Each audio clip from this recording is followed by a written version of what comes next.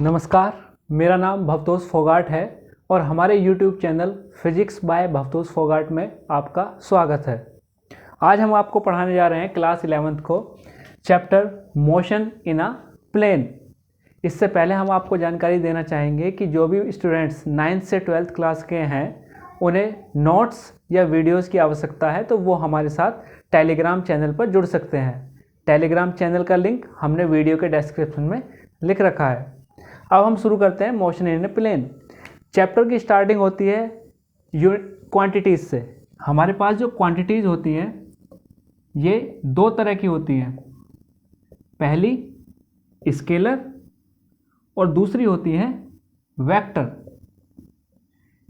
Scalar quantities वो होती हैं जिनके अंदर सिर्फ मैग्नीट्यूड होता है, डायरेक्शन नहीं होती, जबकि वेक्टर क्वांटिटीज़ वो होती हैं जिनके अंदर मैग्नीट्यूड और डायरेक्शन दोनों होते हैं, जैसे मास, लेंथ, इनके अंदर सिर्फ मैग्नीट्यूड होता है, डायरेक्शन नहीं होती। यानी इसका उदाहरण अगर लें तो जैसे आप दुकान वाले के पास जाते हो और कहते हो चीनी चाहिए तो आप 1 किलोग्राम या 2 किलोग्राम कहोगे। आप कभी भी ये इस्तेमाल नहीं करोगे वर्ड कि मुझे 1 किलोग्राम चीनी उत्तर दिशा में चाहिए, यानी आप सिर्फ मैग्नीट्यूड बोल रहे हो, डायरेक्शन नहीं कर बोल रहे। तो उसके लिए ये होती है स्केलर क्वांटिटीज़।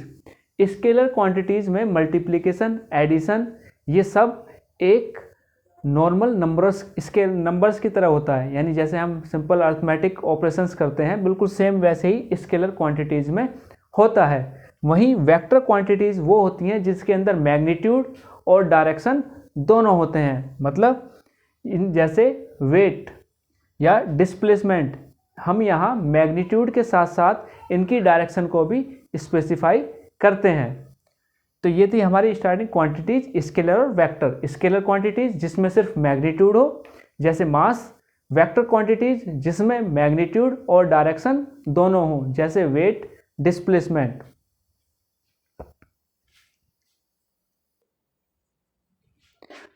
हमारा नेक्स्ट टॉपिक है पोजीशन वेक्टर। पोजीशन वेक्टर को समझने के लिए हम एक डायग्राम का इस्तेमाल करते हैं। ये देखिए हमारे पास एक्सिस है, ये एक्स और ये वाई, यानी एक्स वाई एक्सिस हमारे पास है। अब हमारे एक पॉइंट है पी, ये हमारा ओरिजिन और यहाँ पे पॉइंट है पी। तो ओ से पी तक की जो दूरी हमने बताई वो उसका माना हमने आर, यानी पी जो पॉइंट है वो टी टाइम पे है, यानी ये टाइम है, इसके लिए टाइम है टी। ऐसे ही हमारा एक और पॉइंट है पी डैश, हमने लिया, ये हमारा पी पॉइंट है टी टाइम पे, और एक और पॉइंट है पी डैश, इस ये टाइम है टी डैश पे। यानी हमारे पास एक पॉइंट पी है टी टाइम पर, वहीं हमारा ऑब्जेक्ट पी डैश पॉइंट पर है टी डैश टाइम पर। तो ओ और पी इनके बीच की यानी कि जो दूरी है, या फिर हम कह सकते हैं पी की पोजीशन, अगर हमें वेक्टर फॉर्म में पी की पोजीशन को रिप्रेजेंट करना हो कि पी कहाँ पे है, तो ओरिजिन से जो पी की पोजीशन है टी टाइम पे हम उसे कहेंगे आर वेक्टर, यानी और रिप्रेजेंट करते हैं पोजीशन वेक्टर, यानी कि ऐसा वेक्टर जो किसी ऑब्जेक्ट की पोजीशन को बताता है। तो पी जो पोजीशन है वो कहाँ पे है, ओ से आर वेक्टर की दूरी पे, यानी कि position vector of P equal to R vector. इसी तरह अगर हमें पी डैश की पोजीशन बतानी है कि पी डैश की पोजीशन टी डैश टाइम पर ओ के रेस्पेक्ट में कहाँ है, तो वो है आर डैश। हमने मान लिया ये आर डैश डिस्टेंस पे है, तो O P dash equal to R dash vector. तो पोजीशन वेक्टर हुआ एक ऐसा वेक्टर जो किसी ऑब्जेक्ट की पोजीशन किसी टाइम पे बताता है। जैसे हमारा पी पॉइंट है, हमारा ऑब्जेक्ट पी पॉइंट पर है, तो इस वक्त इस पॉइंट पर ऑब्जेक्ट की जो पोजीशन है उसे रिप्रेजेंट करने के लिए हम यूज करते हैं O P equal to R vector, इसे हम कहते हैं पोजीशन वेक्टर। इसी तरह एक हमारा पी डैश पे, अगर हमारा ऑब्जेक्ट पी डैश पर है टी डैश टाइम पे, तो हम पी डैश पॉइंट पर ऑब्जेक्ट की पोजीशन को रिप्रेजेंट करने के लिए इस्तेमाल करेंगे आर डैश वेक्टर का। तो O P dash is equal to R dash vector, इसे हम कहते हैं पोजीशन वेक्टर।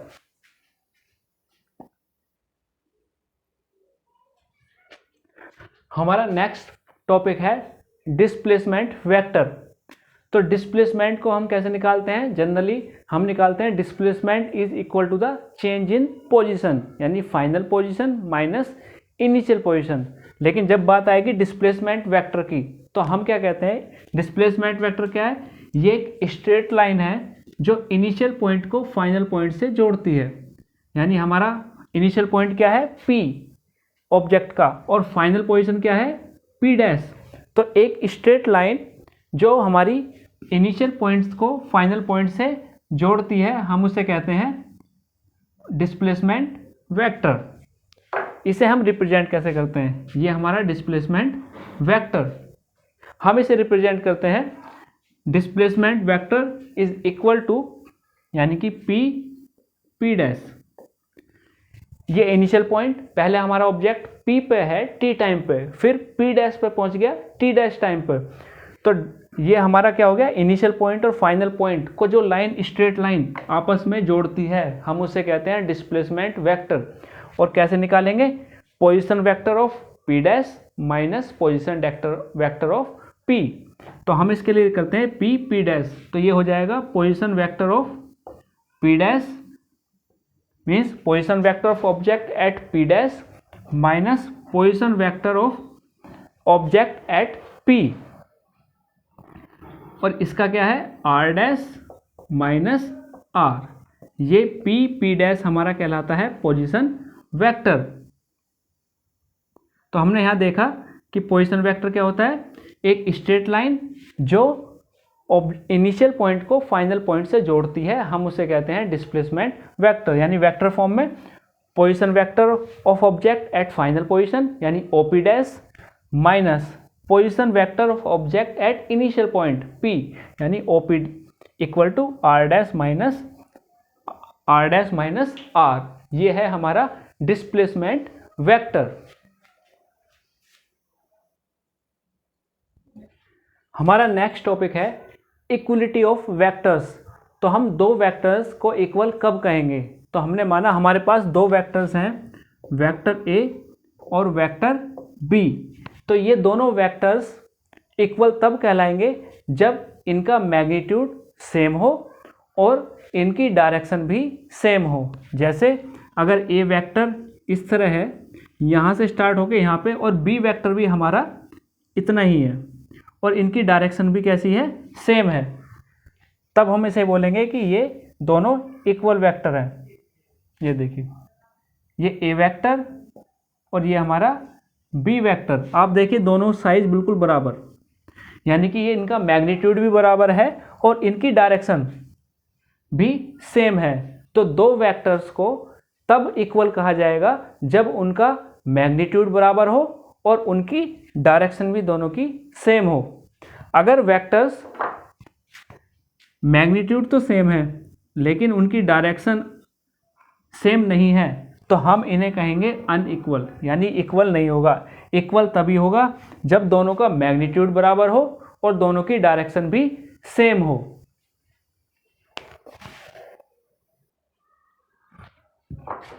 अगला हमारा नेक्स्ट टॉपिक है multiplication of a vector by real number. अगर हमारे पास A वेक्टर है, ये हमने मान लिया ये A वेक्टर है हमारे पास। अगर हम किसी स्केलर यानी कि स्केलर क्वांटिटी यानी जिसमें सिर्फ मैग्नीट्यूड है डायरेक्शन नहीं है, हमने माना लैम्डा हमारा एक पॉजिटिव नंबर है और उसमें हम A से मल्टीप्लाई कर देते हैं, यानी लैम्डा कोई भी पॉजिटिव नंबर है, हम उसमें अगर A वेक्टर से मल्टीप्लाई कर देते हैं तो हमारा A वेक्टर लैम्डा टाइम्स हो जाएगा, यानी उतने ही गुना बढ़ जाएगा। कैसे? हमारे पास A वेक्टर है, हम इसमें 2 की मल्टीप्लाई कर दें तो ये क्या होगा? दुगना हो जाएगा। पहले इतना है, अब इससे सही डबल हो जाएगा, यानी कि जिस भी नंबर की हम मल्टीप्लाई किसी वेक्टर में करेंगे वो उतने ही टाइम्स बढ़ जाएगा। इसकी डायरेक्शन पे कोई असर नहीं पड़ेगा। A वेक्टर की डायरेक्शन पहले भी इस तरह थी और अब भी इस तरह है, सिर्फ इसका मैग्नीट्यूड बढ़ गया। इसी तरह अगर हम 3 की मल्टीप्लाई कर दें तो ये 3 टाइम्स हो जाता है, डायरेक्शन पे कोई असर नहीं पड़ता। लेकिन अगर A वेक्टर में हम -1 की मल्टीप्लाई कर दें तब तो क्या होगा? इसकी डायरेक्शन चेंज हो जाएगी। A वेक्टर में हमने मल्टीप्लाई कर दी -1 की, तो ये हो गया -a, तो इसकी डायरेक्शन जस्ट रिवर्स, ये हो गया -a वेक्टर। अगर हम -2a की मल्टीप्लाई कर दें तो ये इसी डायरेक्शन में 2 टाइम्स हो जाएगा, हम इसे कहेंगे -2a। ये था multiplication of vectors by real numbers, यानी कि अगर प्लस में वाले की मल्टीप्लाई कर रहे हैं या फिर किसी पॉजिटिव नंबर से तो उतने ही टाइम्स बढ़ जाता है, डायरेक्शन पे कोई असर नहीं पड़ता। लेकिन अगर नेगेटिव नंबर से मल्टीप्लाई कर दें तो उसकी डायरेक्शन रिवर्स हो जाती है और उसका मैग्नीट्यूड उतना ही बढ़ जाता है जितने की हमने मल्टीप्लाई की है।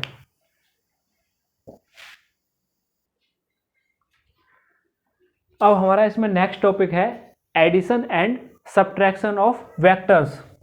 तो इसमें पहले आता है ग्राफिकल मेथड्स। तो हम आपको सिखाएंगे कि वेक्टर्स का एडिशन किस तरह होता है ग्राफिकल मेथड से।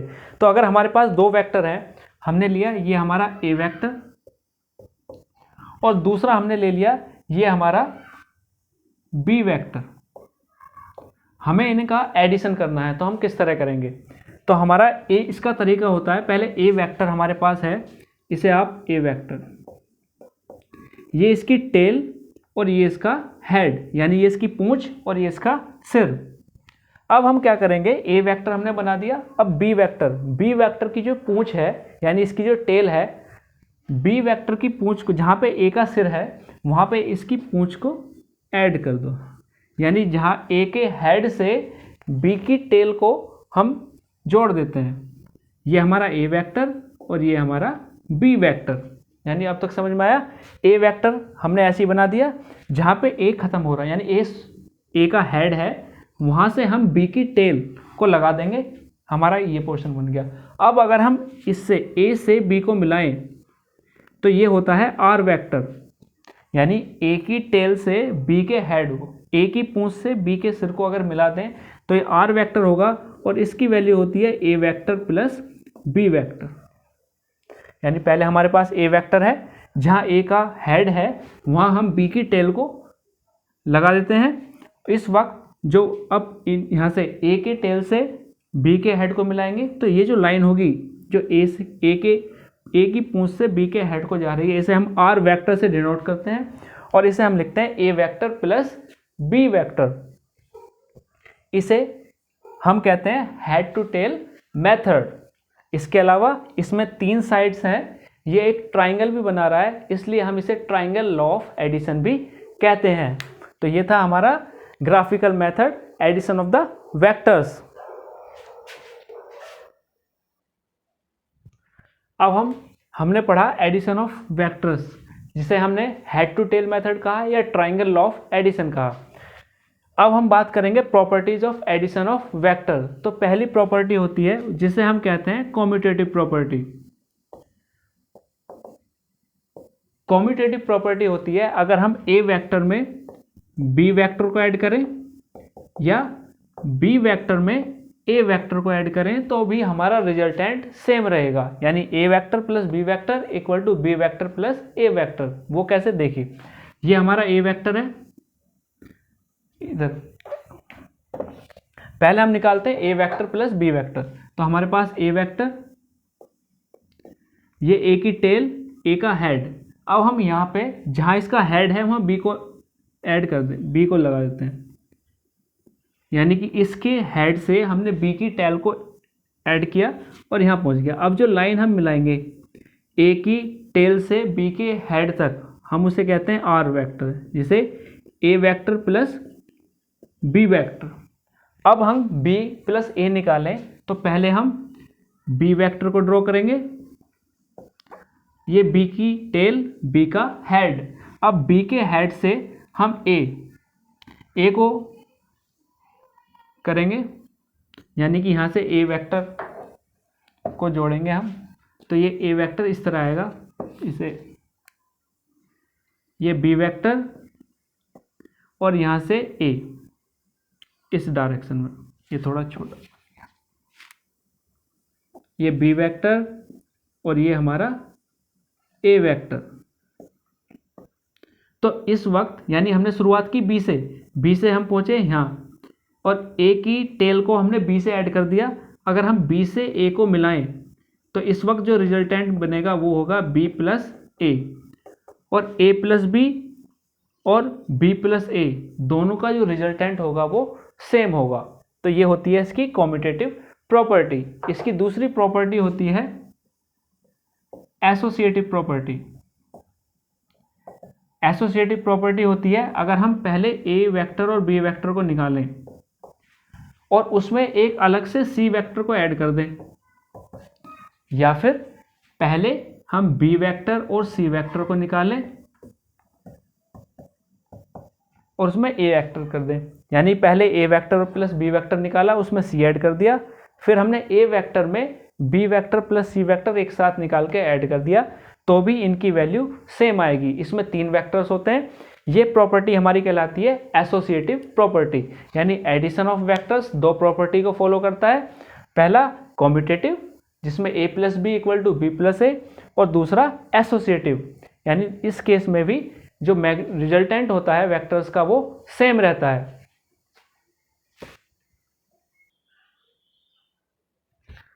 इसमें हमारा नेक्स्ट टॉपिक आया जीरो वेक्टर। जीरो वेक्टर या नल वेक्टर। तो जीरो वेक्टर क्या होता है? अगर हमारे पास 2 वेक्टर हैं, ए वेक्टर और माइनस का ए वेक्टर, यानी कि ए वेक्टर अगर हमने लिया इस डायरेक्शन में तो माइनस ए होगा अपोजिट डायरेक्शन में, यानी दोनों समान बराबर साइज के हैं लेकिन इनकी डायरेक्शन कैसी है? अपोजिट। इसकी राइट की तरफ है तो इसकी लेफ्ट की तरफ। अब अगर हम ए वेक्टर को माइनस ए वेक्टर से ऐड कर देते हैं तो जो हमारा रिजल्टेंट होगा हम उसे कहेंगे जीरो वेक्टर या फिर नल वेक्टर, यानी कि एडिशन ऑफ वेक्टर ऑफ ए, और अगर हम इसके -1 से मल्टीप्लाई कर दें तो डायरेक्शन अपोजिट हो गई। तो अगर हम दोनों को ऐड कर देते हैं तो जो रिजल्टेंट वेक्टर होगा उसे हम कहेंगे जीरो वेक्टर या नल वेक्टर। इसमें जीरो वेक्टर की डायरेक्शन कोई भी स्पेसिफाई नहीं होती।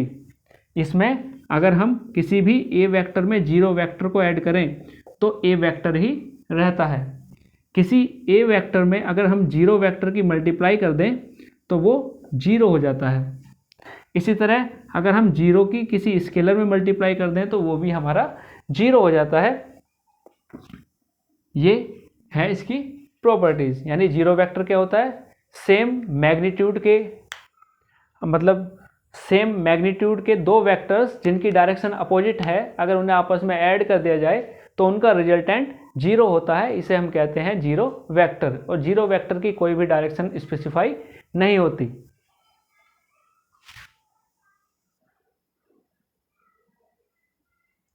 हमारा नेक्स्ट टॉपिक है subtraction of vectors. Subtraction of vectors क्या होता है? हमारे पास 2 वेक्टर हैं, ए वेक्टर और बी वेक्टर। ए वेक्टर को हमने दिखाया इस तरह और बी वेक्टर को हमने दिखाया इस तरह।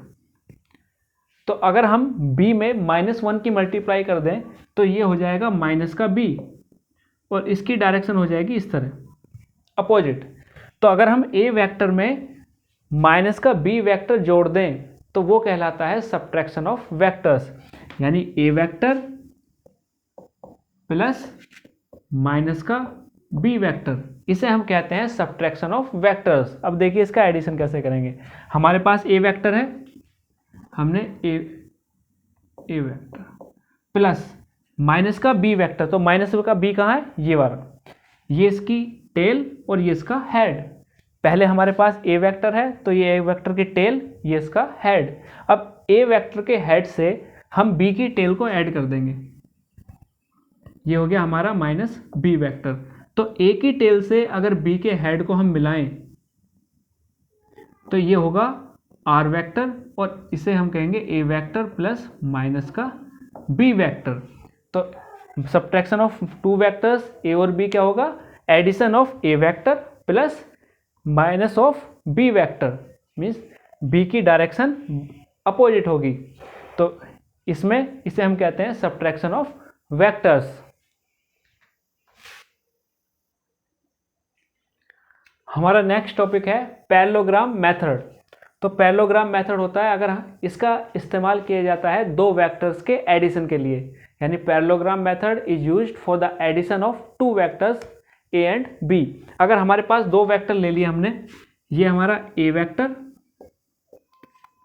और ये हमारा बी वेक्टर, और हमें दोनों को ऐड करना है, तो हम क्या करेंगे, इन दोनों की टेल्स को, ये इसकी टेल, ये इसकी टेल, दोनों की टेल्स को एक साथ मिला लो। यानी ये हमारा ए वेक्टर, ये इसकी टेल, और ये हमारा बी वेक्टर, ये इसकी टेल। हमने दोनों को एक पॉइंट पे मिला लिया। अब इनके पैरेलल लाइन खींच लो। बी के पैरेलल हमने यहाँ लाइन खींची इसके उस पे, और ए के पैरेलल हमने यहाँ लाइन खींची।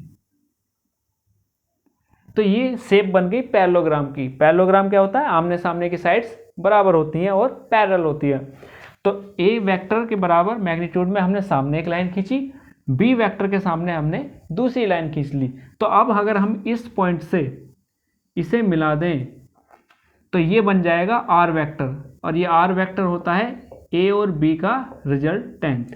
इसे हम कहते हैं पैरेललोग्राम मेथड, जिसका इस्तेमाल हम एडिशन के लिए करते हैं। यानी हमारे पास ए वेक्टर और बी वेक्टर दोनों की टेल्स को हमने एक पॉइंट पे मिला दिया, फिर हमने पैरेलल लाइन खींची।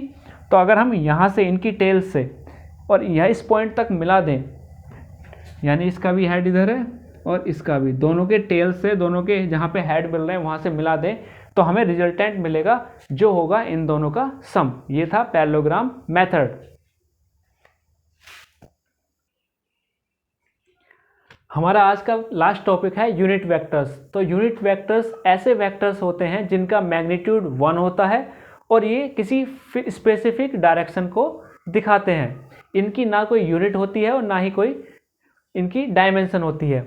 जैसे अगर हमारे पास 3 एक्सिस हैं, ये एक्स एक्सिस, ये वाई एक्सिस और ये जेड एक्सिस, तो हम एक्स एक्सिस पे किसी नंबर को रिप्रेजेंट करने के लिए यूनिट वेक्टर आई का इस्तेमाल करेंगे। इसी तरह y पे रिप्रेजेंट करने के लिए j का, और z पे यूनिट वेक्टर k का। इन तीनों यूनिट वेक्टर का जो मैग्नीट्यूड होगा वो 1 होता है। इनका मैग्नीट्यूड 1 है और ये डायरेक्शन दिखाते हैं। i unit vector x direction, j unit vector y direction को, और k कैप यूनिट वेक्टर ये z डायरेक्शन को रिप्रेजेंट करता है। इनका मैग्नीट्यूड और इनके तीनों आपस में एक दूसरे के म्यूचुअली परपेंडिकुलर होते हैं। अब अगर हमें रिप्रेजेंट करना हो, जैसे हमने माना यहाँ तक जो हमारा नंबर ए एक्स, इसकी हमने डिस्टेंस मैग्नीट्यूड मान लिया, और यहाँ तक माना हमने ए वाई। इसी तरह हमने अभी हम 2 एक्सिस में लेते हैं, ये ए एक्स और ये हमारा ए वाई। लॉ ऑफ पैरेललोग्राम से हम अगर इन्हें मिला दें आपस में, ये इस तरह और इस तरह, और इन्हें मिला दें तो रिजल्टेंट मिलेगा। तो ये जो रिजल्टेंट होगा लॉ ऑफ पैरेललोग्राम से, तो वो होगा एक्स डायरेक्शन में, यानी कि ए एक्स आई कैप प्लस ए वाई जे कैप, ये होगा इसका रिप्रेजेंटेशन। यानी कि आई डायरेक्शन में दिखा रहा है हमें डिस्टेंस कितनी है, ए एक्स, जे वाई डायरेक्शन में दिखा रहा है कितनी है, ए वाई, यानी आई एक्स डायरेक्शन को रिप्रेजेंट कर रहा है और जे हमारा ए वाई डायरेक्शन को रिप्रेजेंट कर रहा है। अब अगर इनके बीच में एंगल आ जाए थीटा, ये हमारे अगला है, अगर हम इसमें स्पेसिफाई करें थीटा, तो हमारे पास क्या होगा, ये जो ए एक्स जहाँ से एंगल स्टार्ट हो रहा है, ठीक है, इस वाले अगर हम ट्राइंगल में लें तो ये होगा A X equal to A cos theta. इसे अगर हम दिखा दें, इस वाले ट्राइंगल को आप उठा के यहाँ रख लीजिए। हमारे पास ये वाला ट्राइंगल, ये हमारा रिजल्टेंट, ये हमारा एंगल और ये हमारा ए एक्स। इसमें अगर हम कोस थीटा की वैल्यू निकालें तो कोस थीटा होता है बेस अपॉन हाइपोटेन्यूज। बेस क्या है यहाँ पे, ए एक्स, और हाइपोटेन्यूज क्या है, ए। तो अगर हम क्रॉस मल्टीप्लाई कर दें, अगर हम मैग्नीट्यूड ले रहे हैं तो ए एक्स इक्वल टू ए, तो यहाँ पे क्रॉस मल्टीप्लाई करें तो ए एक्स हो जाएगा ए कोस थीटा। इसके हम इस तरह ध्यान रखेंगे, जहाँ से एंगल स्टार्ट हो रहा है उस वाली हॉरिजॉन्टल लाइन को हम लेते हैं कोस थीटा, यानी A X equal to A cos theta. इसी तरह अगर हम निकालेंगे ए वाई तो ये हो जाएगा ए साइन थीटा। यानी जहाँ से एंगल स्टार्ट हो रहा है उस वाली लाइन को cos थीटा, रिजल्टेंट के साथ cos theta, a cos theta, और जो परपेंडिकुलर कंपोनेंट होगा हम उसे लेते हैं sin थीटा, यानी ये हो जाएगा a sin थीटा। अब अगर हम दोनों को स्क्वायर करके ऐड कर दें, यानी ax square plus ay square, तो ये होगा a square cos square theta, फिर ay की value a square sine square theta, यहाँ से a स्क्वायर कॉमन ले लो, ये बचा cos square theta plus sine square theta, और हम जानते हैं cos square theta plus sine square theta की वैल्यू होती है 1, तो ये हो जाएगा हमारे पास a square equal to ax square plus ay का स्क्वायर, यहाँ स्क्वायर है उधर जाएगा तो अंडर रूट, ये हो जाएगा under root ax square plus ay का स्क्वायर। तो हम इस तरह मैग्नीट्यूड निकाल देंगे a का, यानी कि magnitude of a equal to under root ax square plus ay square. और अगर हमें एंगल निकालना हो इनके बीच का तो हम दोनों को डिवाइड कर देंगे, यानी ax क्या था हमारे पास, ax equal to a cos theta, और y कॉम्पोनेंट क्या था, ay equal to a sine theta. अगर हम इन्हें डिवाइड कर दें, यानी ay upon ax equal to ay की वैल्यू a साइन थीटा और ax की a कोस थीटा, a से a cancel, sine upon cos tan, तो tan theta equal to ay over ax। और अगर हम थीटा निकालना चाहें तो tan उधर चला जाएगा, theta is equal to tan inverse ay over ax। ये आ गया हमारा एंगल। तो इस तरह हम निकालते हैं इन्हें, रिजल्टेंट और डायरेक्शन। और एक अगर हम बताना चाहेंगे, अगर हमें दो वेक्टर्स को ऐड करना है, जैसे a equal to ax i plus ay j, इसी तरह अगर हमारे पास b वेक्टर है और हम इसे लिखें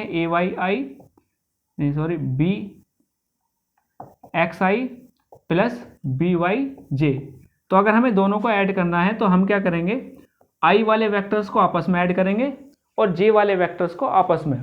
तो i वेक्टर जो है ये हो जाएगा, यानी इन्हें आपस में ax प्लस bx i, इसी तरह j वालों को हम आपस में ऐड करेंगे ay प्लस by।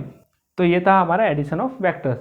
तो स्टूडेंट्स, अगर आपको वीडियो आज के टॉपिक में इतना ही, वीडियो पसंद आई हो तो इसे लाइक करना ना भूलें, सब्सक्राइब करें अगर आपने सब्सक्राइब नहीं किया है, और अपने दोस्तों के साथ इसे शेयर ज़रूर करें ताकि उन्हें वे भी इसका फ़ायदा उठा सकें।